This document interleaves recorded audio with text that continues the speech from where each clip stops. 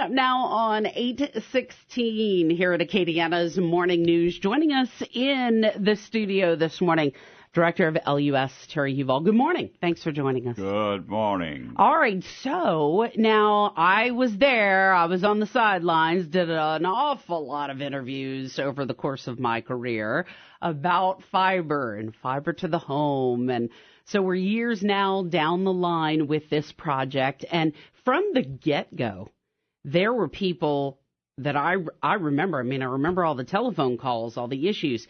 Will I be able to get it if I live in Broussard? Will I be able to get it if I live in Milton or Youngsville or whatever the case may be? And at that time, it was not something that was really in the plan, so to speak, at that point. So we're now years down the road with our LUS fiber to the home. Big announcement this week that you'll be offering it to some residential areas in Youngsville and Broussard. So tell us a little bit about it. How did it all come to be as far as some of these developments for Youngsville and Broussard? Sure. Thanks, and thanks a lot for inviting me. Oh, well, and thank you. Yes, good morning. I forgot about that whole part. You know, it's been 9 years since we started our first customer in Lafayette. 9 years. Wow. And now we're at a point where we've made enough cash, we have enough revenues coming in to where we can start looking at serving outside the city. But just like the guarded approach we did when we first started providing services to begin with, we're not just going, all out. We're looking at two developments, one in Youngsville, one in Broussard, kind of as pilot phases, just to see what kind of reaction we get, what kind of sales returns we get. And if we see that to be positive, we're going to start looking at other places too. And it's not to say we're going to serve the whole parish, but the plan is to serve other municipalities in the parish and some rural areas also. It's going to be dependent upon, whether it makes good financial sense to do it. This is one business that has to look a lot like a private sector business does.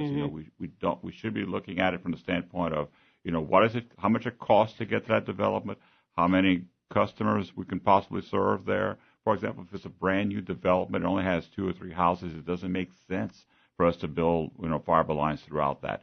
So the idea is the two developments we've picked out are developments that are already filled up with homes for the most part. So it gives us a really good shot at seeing, what kind of response we're going to get. And then once we see the results of that, we're going to take what the appropriate next step is. In the meantime, we're still building in the city of Lafayette. The initial bonds that we issued with to serve what the city of Lafayette looked like in 2004, but it's been new developments since that time. And so as we got cash becoming available to it, we've been going ahead and serving new developments, and we're going to continue doing that. So that's not being slowed down at all. We're just taking a different set of crews and having them work on this new pilot program that we have to look at serving development each in Broussard and in Youngsville. One of the big questions people have asked about is the unincorporated areas in Lafayette, as you were kind of alluding to. But if you're, maybe one block and you're not really all that many folks on that block, it doesn't necessarily make good financial sense to go in and hook it up, right, or, lay the fiber to that area if you're not going to get the return on the investment. That's correct. And, got to consider, we're still a small business. We're still a very young business. And you have to be good stewards of public money. And the way this fiber system works, there's no tax dollars involved, so it's not a commitment that we're using tax dollars. We're not using utility dollars for it. It's based on the telecommunications system earning those dollars itself. So we've got to be really careful with the limited dollars that we have left. And so, we are going to take a look at, we are going to serve areas in the incorporated areas because you have some fairly nice developments there, fairly large developments that meet that criteria, where it's not too far from the city, where there's a lot of homes there. So we're not going to pass all those up, but we've got to start somewhere. We picked 2 that we thought would be a good place to see how it goes, and then we'll take it from there. And, did you look at population size? Did you kind of get a feel for what people were thinking in those areas? We looked at, I think one of the key things was how much it's going to cost us to get there, because the cost of building this stuff is the key thing for us. How much it costs to get there, and secondly, how many homes are there. So then what potential market do we have to sell our services?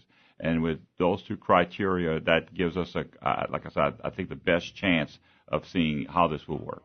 Okay, so if people do have questions, what is the best way for them to get more information? Because nowadays, Facebook can be a blessing and a curse, because people may have one interpretation of how things may work with a project, but they may not have all the information. Yeah. Well, so where do people get answers? Yeah, we've given our customer service staff at 99 Fiber, the same number everyone calls, Okay. or apply for services. Just call there and they'll tell you kind of what we have. Now, it may be that, some folks aren't going to be satisfied with the answer to that because they want it today, and I understand that. Sure. I don't have it at home either. Right. Okay, and I live outside the city. And I'm not on the list right. At this particular point. So I understand. We'd love to have it too, but we got to do it in a way that's prudent and that's so that we can continue to be as successful as we have been. When we started this business, we had 0 customers, $0. This year, we're going to have $38 million worth of gross revenues and about $6 million of profit out of the system. So it's a wonderful place to be to knock and take some of those dollars and use those to start expanding the system.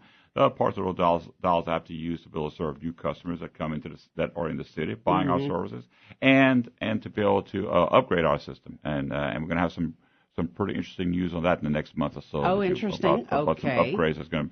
Upgrades with a fiber to the home system are very small compared to if we didn't have that kind of system in place. So we're going to be able to do some things with internet speeds and other things that are going to kind of blow people's hair away. Okay, so we do have a big tease, so we have to wait about a month or so.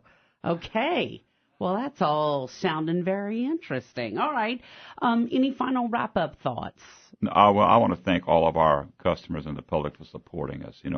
Without that vote in 2005 to move forward with this initiative, we would have had none of this.